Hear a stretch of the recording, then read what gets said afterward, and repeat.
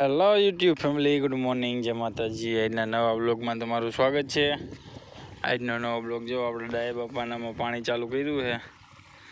આપણે વાડીએ છીએ અને આ મોટર જો ત્યાં આવે છે ઓલો ક્યારો પાવા હાટુથી આપણે બીજી વાર સોંપ્યા હતા, એટલે બે દી થયા છે, એ ક્યાંક ક્યાંક દેખાય છે, એટલે કીધું આપણે પાઈ દઈએ।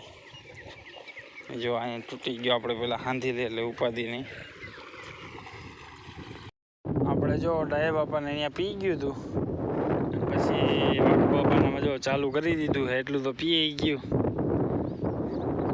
અને વૈશમાં મજૂરને મૂકવા ગયા હતા, એટલે અડધા મજૂર એ ગયા। જો દિલીપ રોકાણો છે 5 જણા, એ અહીંયા ઘડીક વાર આવ્યો હતો, હું મજૂર મૂકવા ગયો હતો એના ભાઈઓને, એટલે હવે એટલું રહ્યું જોવો તમે।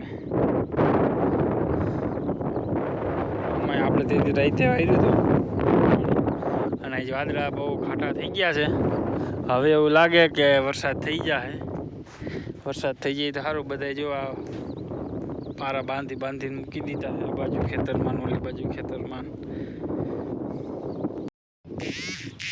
જો આપણે વાઘુ બાપાને એની છેલ્લા નાકા છે, આ પી ગયું બધું। જો અહીંયા ત્રાંસિયામાં પાણી આવી ગયું છે અને આ પી ગયું। જો વાઘુ બાપા વાળું વાલ દાઢી કરાઈ આવી। માંડવીમાં દવા છાંટવાનું ચાલુ કરી દીધું છે, કોડો પેલા દેખાય એટલે આ બીજા પંપ છાંટી। જો પછાટે ઉગવા આવ્યા છે, એક પંપ નાખી દીધા છે।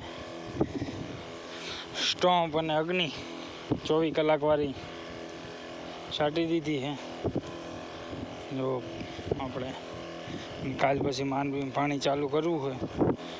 આજ કડોપલા દેખાતા હતા, મયુરભાઈને થોડીક એરાણી છે, એરાણી એટલે કે ઉગવામાં થોડીક કેવરાયું છે, એટલે આપણે તો પાઈ દેવી છે।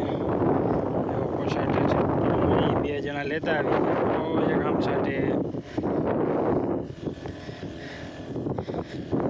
એ અધૂરા ક્યારા રહી ગયા હતા પેલા પંપના, કંઈ અંદાજ નહોતો આવ્યો, એટલે એ લે ત્યાંથી।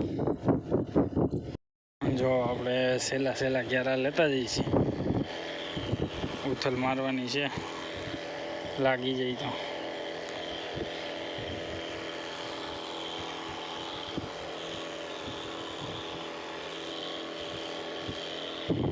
જો કડોપલા દેખાતા હોય તો તમને હાર્યું ના, કાલે પાઈ દેવું એટલે પરમદી કમ્પ્લીટ દેખાઈ જાય માંડવી।